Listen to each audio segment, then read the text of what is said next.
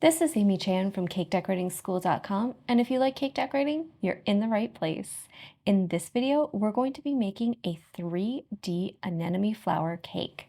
It's broken down into segments so you can skip ahead, rewind, and rewatch as desired. Let's start making our colors. We're using all American style buttercream, and I've got some in my bowl, and my first color is going to be a nice light gray for my background. We're going to make 4 colors total. And we're going to use the following liquid gel colors: coal black, violet, neon bright pink, royal blue, and finally lemon yellow. For this color though, we just need a little bit of black, and I've got a little of each color squeezed out on a lid. And I'm just going to do some nice light little specks. We want a nice light gray just to give us a subtle background for our flowers.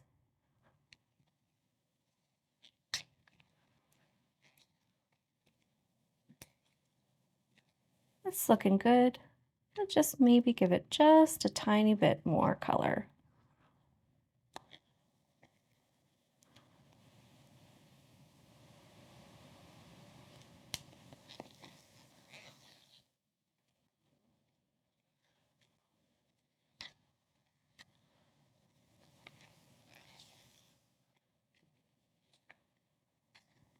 There we go. That looks beautiful. So nice soft gray for a great background.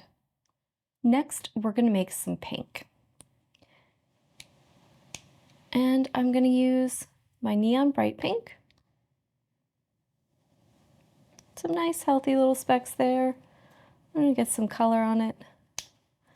I want to make a nice kind of beautiful dusty shade of pink. And then I'm going to pull a little bit of this color aside and add a little more purple to it. After I finish mixing my first shade, just to give myself a little bit of a second color to stripe my bag with. So let's get our pink done first. I think just a little more of that pink.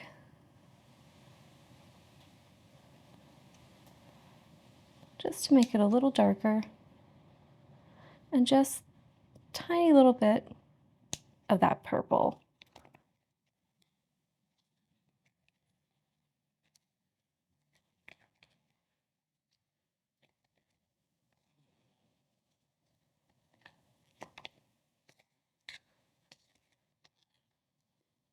I like that where that's going. I'm just gonna bump it up a tiny bit more.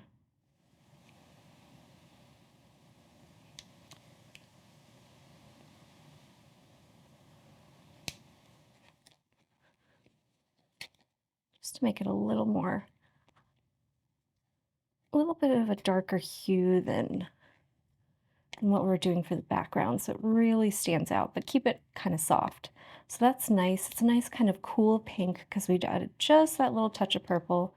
I'm going to just move it over to one side and then just take a tiny, tiny bit, swipe it over there, and I'm just going to add more pink to that and more of that purple.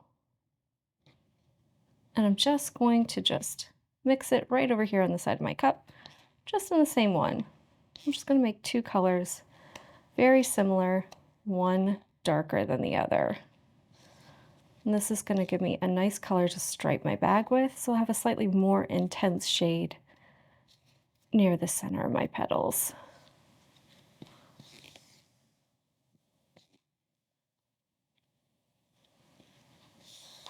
And if that's not enough color at first to give you a clear difference between the two, just add a little more.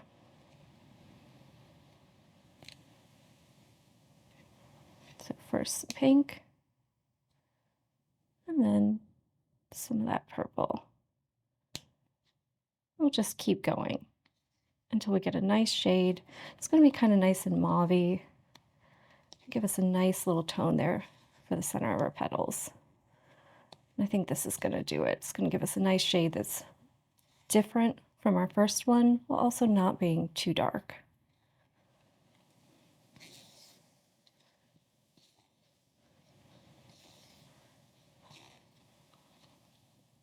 You can really see the difference between the two, but it's not too much difference in the value, so that's going to be great for striping our bag with. Our next color is going to be some black for the centers of our flowers. So I'm going to start with just some nice drops, just 2, 3 of that black. And I want it to have a bit of a purplish tone, so I'm just going to do 2 purple as well. If my purple will come, there we go. I'm just going to give this a mix around, check it, make sure it's dark enough.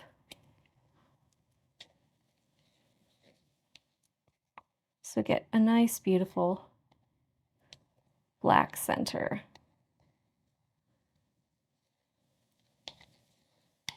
I want to go towards my kind of chalkboard tone, which will have a little bit of a purplish tint this time. But typically with blacks, I like them to remind me of kind of like dusty chalkboards. You don't want it to be super, super dark when you're first mixing it. You want to give it room to develop and grow. And that is actually going to be perfect. It's going to give us a nice dark center once that's had a little bit of time to build up. Our final color is going to be some green, and we're going to use a little bit of that royal blue, some of our lemon yellow, and just a tiny touch of our black. We have some kind of muted shades today, so we don't want anything to be too bright or those kind of more, I don't know, primary kind of hues, because we don't want it to draw attention away from and compete with our other colors. We want it to blend nicely with them while still being different. So I think I want this to be kind of darker than the background color, but not too dark.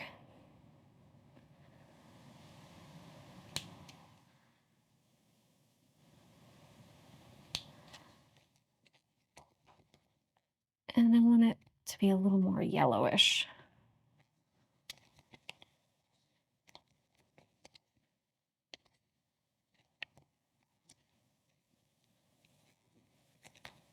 I like where this color is going. It's still just a little bit light. I want it to stand out a tiny bit more against the gray we have our background color. So I'm just going to kind of repeat that. Some yellow, some blue, tiny touch of black, and just go until I get a shade that I think will pop off of that gray and stand out and really read against it, but without competing with our flowers and our floral details for attention.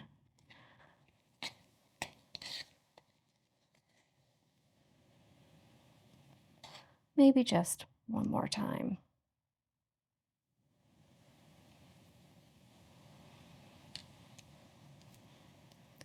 Feels like it's almost there, just needs a touch more color.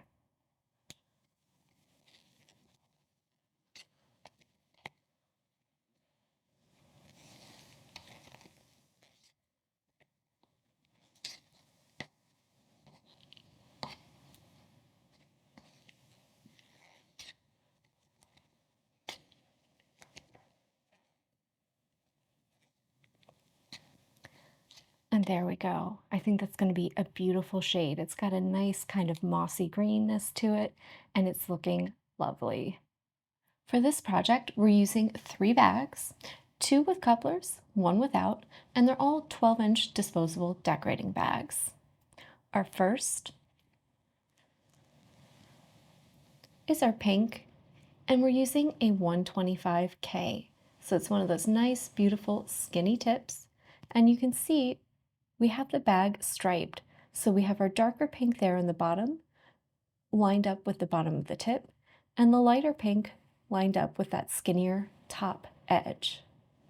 Our next bag is our green, and we have it fitted with either a number 6 or 7. You can use either one, so big round tip.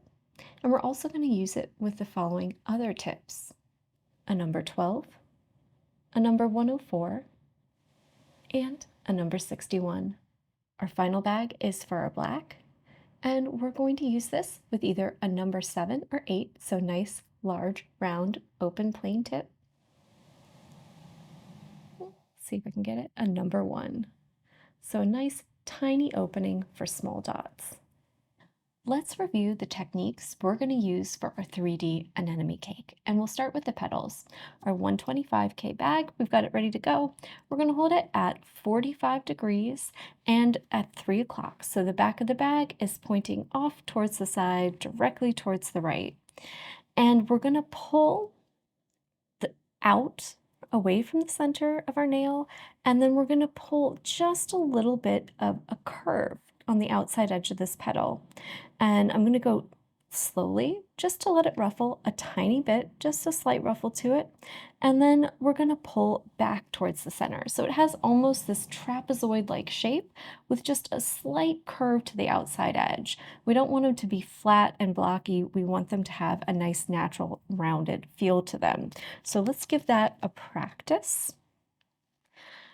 And let's see how we do. So just out, curve, and back. And you can see there's going to be an opening in the middle. That's fine. We'll cover that up as we go and we create our blossoms. And we're going to do the second kind of layer of these. So we'll do 2 layers, one on the bottom, one on the second. And we're going to kind of rock the bag up just a little bit, that outside edge of that tip a little bit. So instead of being flat against the surface like when we do our first ones, the second ones are going to have a little bit of an angle to them. So we're just going to want to kind of rock the outside edge of the tip up a tiny bit when we do the second layer of petals. We can't do that here on the tray because it needs a little bit of support underneath it. So we won't really get the same effect, but we'll make sure to go over that and talk about that again when we're doing our actual flowers. So if it doesn't make sense now, totally fine. We're also going to do some tiny petals for our buds using this tip, and we really just want to get a little bit of pink on these buds. So we're just going to kind of hold it similar orientation, and we're going to be piping on top of a little mound of frosting, and we're just going to do some little bits of pink. So just think about pulling out a little bit and pulling back a little bit. And our goal is just to get a little bit of pink on top of that mound so that there's a little bit of pink showing on these buds. Dots. Dots are going to be really useful. We're going to use them for centers of our flowers, to build the base for buds, and also to do some little flecks of pollen or stamens with our number 1. So I've got either my 7 or 8 out, whichever one you're going to use with your black. And I'm going to be up off the surface. If it's a larger tip, you're going to be up higher. If it's a smaller tip like the one, you're going to be down really close to the surface, but just hovering above. We want to have enough room for that frosting to balloon out. When it reaches a nice full diameter, we take our pressure off the bag, swirl it around and off to the side, and that's going to give you a nice dot with a rounded mound and keep you from getting little Hershey kisses. For our stems, we're going to be working on the side of our cake, so it's going to be a 45-degree angle in relation to that side, and we're going to glide. So instead of doing the drop-down lines that we would normally do on the top of a cake, we want to just be barely lightly touching the surface as we start to squeeze, just with the bottom end of that tip. And we want to pull in the direction of the back of the bag and let that frosting come out unimpeded. So the important thing here is to make sure you're at enough of an angle so you get a nice clean line of that frosting. You're close enough that you're barely just kind of skimming the cake with the bottom edge of that tip very lightly so your frosting attaches. But you don't want the angle to be too severe, and we'll show you that, because you'll see if I'm too close to like 90, you smash into your own line. You're digging into it with the top edge of that opening of the tip, and it's going to give you a wiggly, smashed, just unsightly look. So it's just a little thing to do. open up that angle so the frosting can flow out freely and completely and gives you a nice, beautiful line. So if they're looking smashed and flat, you probably just need to change the angle of your bag a little bit. Sepals. We're going to use a number 61 tip to create some nice little sepals on our buds. And we're really going to make these so that they're still kind of closed around it and just the pink is sticking out on top. And we just want to make sure we get down next to the bottom of our ball and we're just going to pull up along the outside edge of it. So it's just going to give us these nice spike style petals to create those sepals. And when we're doing this on our nail, we'll talk more about it, but essentially we're going to pipe a dot and then we're going to put some pink on top and do the green around the sides to enclose it and give it the look like a nice closed flower bud. And finally, our leaves. We're going to use a 104 tip and we're going to hold the bag perpendicular to the surface, so in this case, the side of our cake, and we're going to draw little trios of kind of, I don't know, spiky lines. But basically, we're going to go out, out, and out. And we're just going to hold that bag straight up and down so we get these little spiky kind of lines. And it gives us these little segmented leaves that we're going to join together to make some beautiful little bits of texture and color on the sides of our cakes. Let's talk about how we're going to combo the techniques we just went over to create our anemone flowers. And we have a more in-depth tutorial on this flower already as part of our flower series. So if you're looking for a little more detail, you want a little more practice, you can go ahead and check that out as well. But to start with, we're going to take our bag, our 125K, and we're going to pipe a ring. So we want to hold it straight up and down and just squeeze and turn. And we want to be towards the outside edge of our flower nail. This is going to give us a nice little ring of frosting. It's going to help join all of our petals together, give them some security, and it's also going to give them a little support at those edges and kind of kick them up and out. So then we're going to go in and pipe that first layer. If you need to, you can divide your paper into quadrants, but typically it takes about 4 to 5 petals to get all the way around, and we want to leave just a little bit of space or a gap between them. So we want to see a little bit of space when we're finished between those petals. And we're going to do those nice fan-shaped petals, let them ruffle just a tiny bit, make sure to get that arcing kind of curve to the outside edge of the petals before we pull back. And you'll notice there'll be a giant void in the center to start with, and that's absolutely perfect. We're going to cover up the gaps in the bottoms of the petals and the void in the center when we go ahead and pipe and do successive layers. So then we're going to pipe that second set of petals. So we'll do a second layer.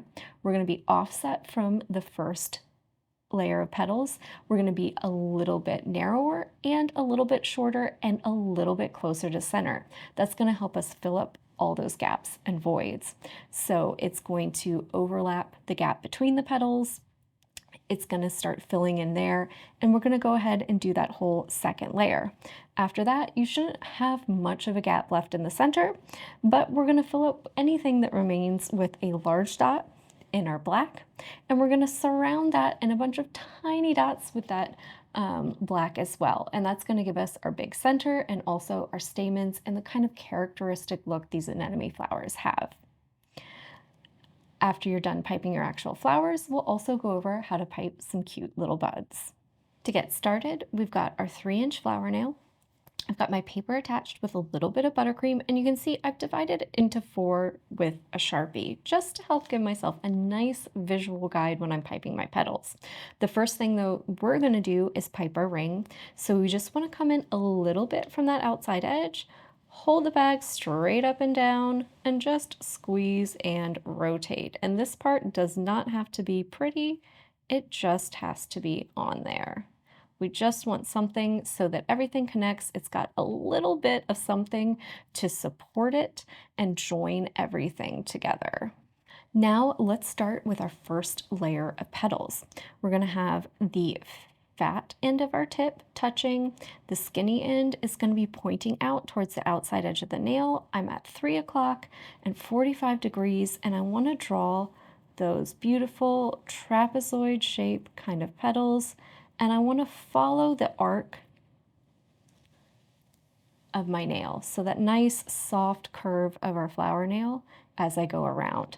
And so you can see I've got it divided into quadrants. I know exactly where to stop so I can have a nice gap between my petals. So then we're just going to keep going around.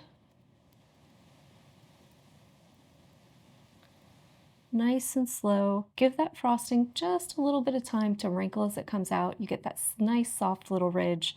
It looks beautiful, and you can see it lays over that little ring that we did. And the gap between your petals does not have to be big either.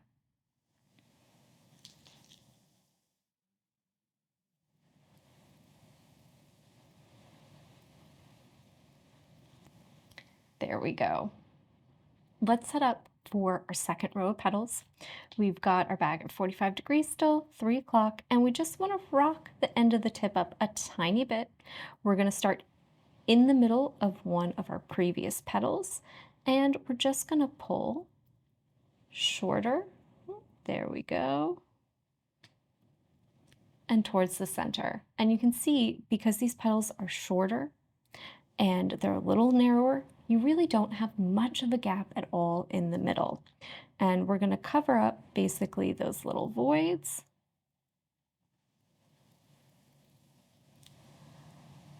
With these petals. And it might take 4 and it might take 5. Basically do whatever it takes to fill in that center and leave you very little area at all there. Maybe just the tiniest of little gaps. There we go. You can see, now we've got a very little space in there to fill up with our dot. Now let's finish our flowers. We're gonna go in here, either number 7 or number 8 tip on our black, and we're gonna just be up off the surface so we get a nice large dot.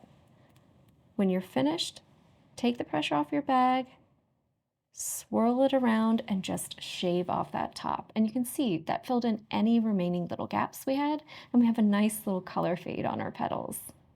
Let's finish off our flowers with some nice tiny little dots. So very gently, right around your center, we're just gonna do a series of tiny little black dots all the way around the center.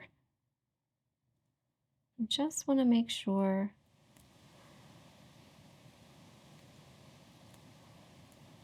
we get in there really close. So I like to do them really dense, tightly towards the center. And then just a few kind of trailing out on those petals, just to give it a nice little look. Like you have those beautiful little stamens all the way around those little dots of pollen. And then we have a beautiful anemone flower.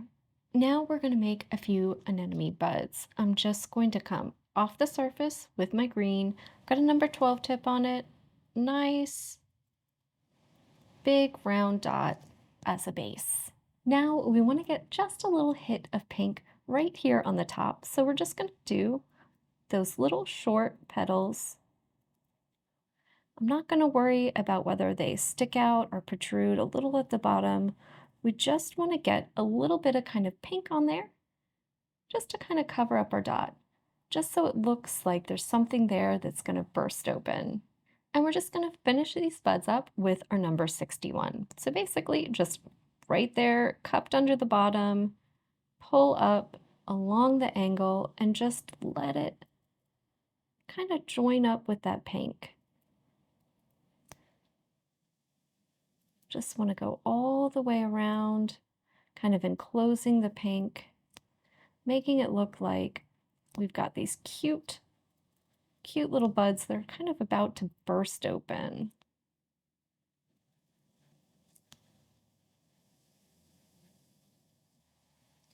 For this step, we're going to cover our cake in the color we made. We made a nice light gray. And I have my cake all ready to go. It's a 4-inch round. It's 2 layers that I've split and filled between, so we get just a little extra height.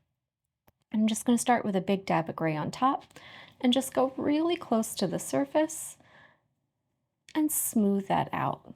So just nice back and forth motion with your spatula until you spread it out enough that you can just let that spatula rest there and spin around. And we're just looking for a nice light covering of color on top of that thick layer of white that we already did. I like doing this for a few reasons. It's great practice for icing your cakes, but it also means that you use a lot less food coloring because you're not coloring all of the frosting. And it often means that people can eat around the coloring so you don't have colored teeth, mouths, and smiles in your photos, which a lot of people like. But if this is a little difficult to begin with, you can always just go ahead and make a larger amount of gray and ice your cake directly with it. Especially if it's lightly colored like this is, you don't really have to worry as much about the staining and you're not really using a ton of color. But since our cake is nice and firm and cold, it's really easy to just layer on a nice light layer on top of the white that we already have underneath there. And we can just really quickly make good work of this. And it becomes like a little layer of fondant or anything else that's on the outside of the cake that people can eat around, which I always think is nice. Now, if you're doing this and it's your first time, it might not go perfectly. You might end up having some show through, some little gaps or spots, but that's not a big deal. You can always chill your cake again and then pull it out when it's nice and firm. Work on it, fill in any little thin places or areas, and get it all smoothed out and nice and ready to go. So the important thing with cake decorating is usually to take your time and use your tools to your advantage. So especially your refrigeration. It's always key. Let things get nice and firm so that it's easy for you to work with. There's no point in making it harder on yourself. Once I go over everything with my spatula, I usually use my bowl scraper to help even out that layer. And then my bench scraper as well. And that'll give me some really nice, straight, clean sides. Once I do that, it's just a matter of gently sweeping across the top. I like to go back to front to take off any excess buttercream. And if you've got a bit of buildup in any place, just go over it as many times as you need to with nice, light pressure, really gentle. Think of your spatula as acting like sandpaper. And you want to get lighter and lighter with the pressure every time so you can get rid of those lines. And there we have a lovely covered cake. And I have a few little spots that I might go over after I let it sit and chill just a little bit. But you can see it's really easy to just layer that color on top of your white and get a nice finish to your cakes. We're ready to start working on decorating our cake. We've piped our blossoms and our buds. We've done lots of practice. Everything's in the fridge and nice and chilled, including our cake, which we just pulled out. So I'm going to start by using just a little toothpick and marking where I want to put my stems. And I kind of want to do them in a little trio of kind of arrangements around on the side. So I just want to leave room for a big blossom and maybe a little half over here.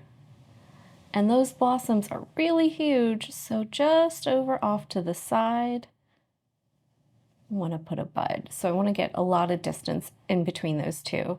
And since those flowers are really huge, I'm probably only going to put one full one on it, but you can always put on more. And over here, let's just see, mark little spots.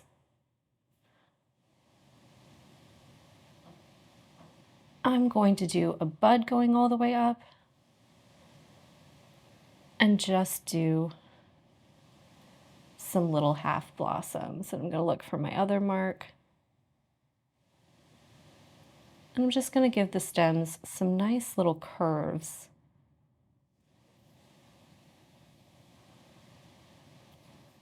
Just so things kind of take up some area on the side of the cake, but aren't too close together. Once I've marked it, I'm going to go ahead with my bag. I have my number 7 tip on there. Use either a number 6 or a number 7 for your stems. And we're going to line ourselves up. So we're going to start down here at the bottom and pull up. I find that motion easiest. That way I can see my line and it's not blocked with my hand. Like when I go here, it kind of blocks things a little bit for me, blocks my vision. It's a little more awkward. So I'm going to start here. I'm 45 degrees in relation to the cake. I've just got the tip lightly touching the surface of the cake, and I'm just going to glide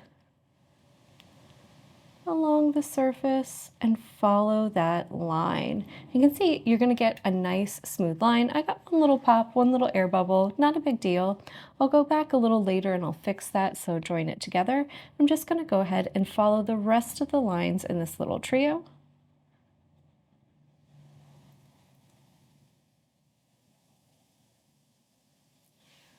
Wonderful.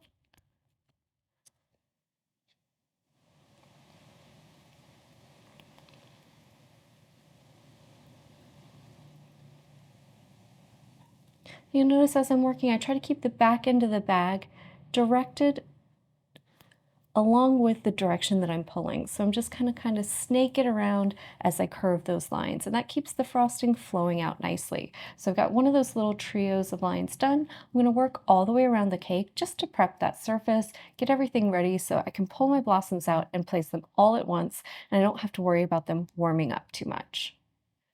We're getting ready to place our flowers, and as you can see, we've pulled our little tray with our buds and our blossoms out. And I'm not going to use all my blossoms, and my main problem now is I piped 3 and they're all gorgeous, so it's going to be picking which one I want to use. We're going to prep our surface just a little bit for the blossoms. It's going to need a little more support, so I've got a little bit of my extra gray buttercream, and I just saved that from when I was icing my cake, and I'm going to pick my spot. I want my blossom to go right here. So I'm just going to put a nice big dab of that.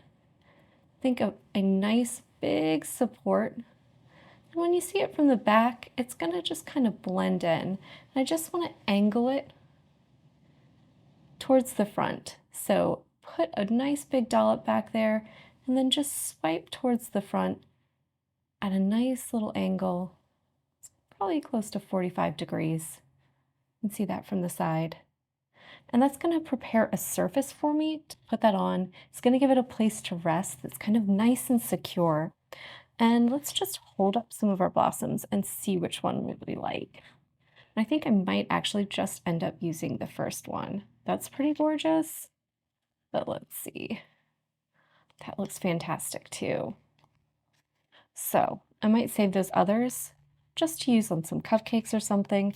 It's always great to pipe extras of everything, and I think I'm just going to use this first one that I did.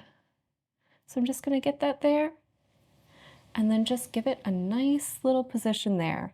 I want it just to kind of hang off over the edge a tiny bit so that we get that effect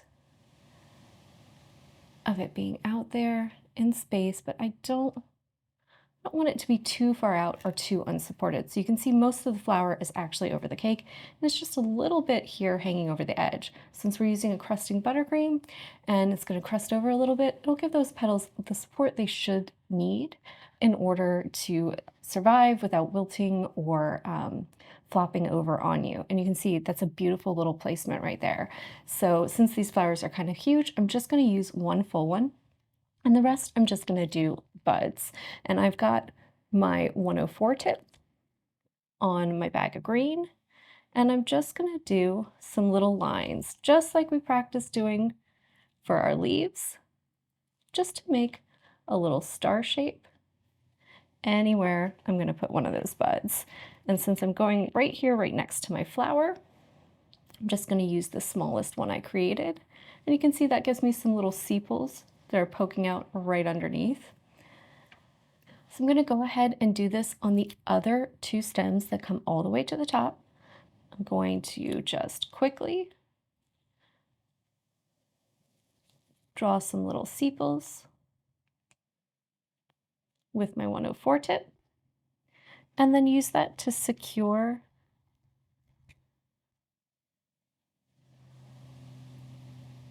my little buds and kind of give them a little lean towards the front.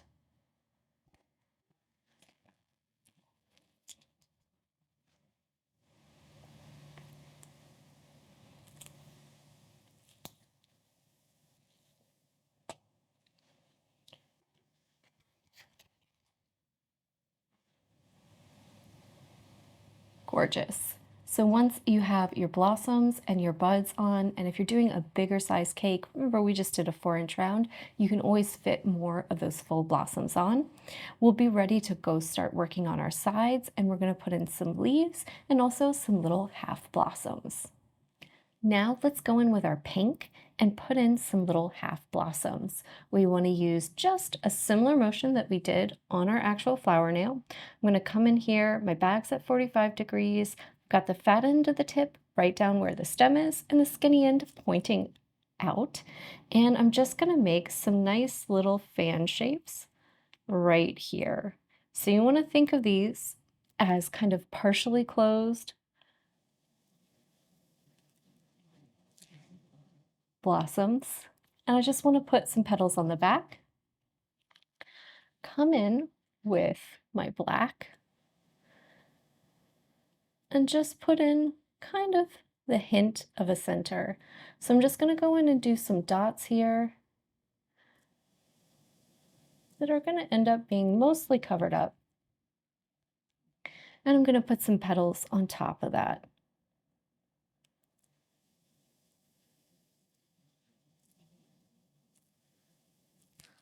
I don't have to worry too much about what they look like or where they are. We just want to get some black in there to kind of be that hint of a center. And then we're going to pipe directly on top of it, a little closer to the stem, so a little lower down. And we're just going to make it a little fuller. And we want to give it the look of you viewing one from the side. So you can see both the petals on the back and on that front edge that are facing towards you. There we go. And just, if you need to, make them overlap a little bit and give them a little wrinkle and a ruffle. And you can see that quickly forms a nice half open blossom, and you have just that little bit of black peeking out. We can then give ourselves some sepals done at the bottom with our 104 tip. So just quickly up the sides, you can see that just kind of puts some green right there, and then right at the bottom as well. Beautiful. We've got our buds, our blossoms, and our half blossoms piped and placed. So we're just going to go on and put on some finishing little details. And this is just going to be in the form of some green with our 104 tip. And we want to put in some leaves. So we want to draw those little trios that we practiced just anywhere we need a grouping of leaves, just to give them that nice kind of irregular shape, like they have kind of lots of parts and segments to them.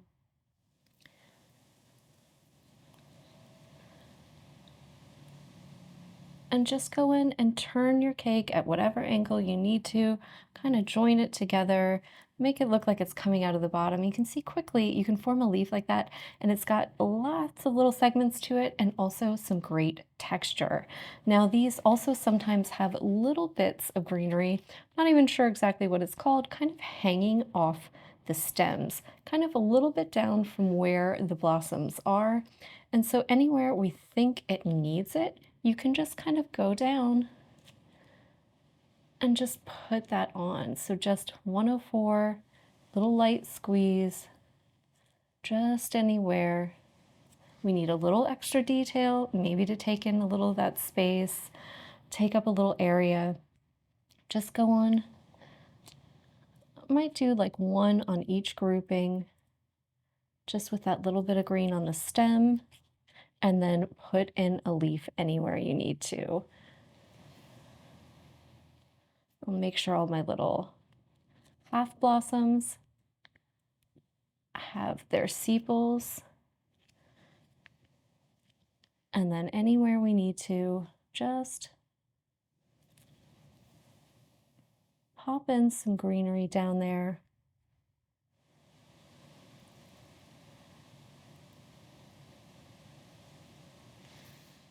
Just draw in some little leaves. Give it some shape, give it some texture, a little bit of weight down at the bottom of the cake just to balance everything out. So I'm just going to go around the whole cake and just put in little pops of green anywhere I need to fill in a little bit of that negative space and create a little extra movement and add a little extra green. So here we have our completed design, and you can see just a few quick little half blossoms in addition to the ones we piped earlier was a great way to finish it off with that little bit of pink on the sides, and just a few quick leaves as an addition really helps ground the design, and we look like we have a beautiful garden of anemones on the side of our cake. If this is a little too challenging for you yet, try maybe practicing some of the videos from our flower series, including our anemone, which has a more detailed tutorial on the flower. We really hope you enjoyed this lesson and you'll check out some of our others. If you enjoyed this video and you'd like more about the cake decorating materials and equipment we use, or just some inspirational videos about cake decorating itself, you can follow us on Insta or YouTube at Cake Decorating School. If you'd like to know more about yearly membership and what it entails, you can go to www.cakedecorating.school.com for more information. And if you're interested in these products, you can check the links in the description.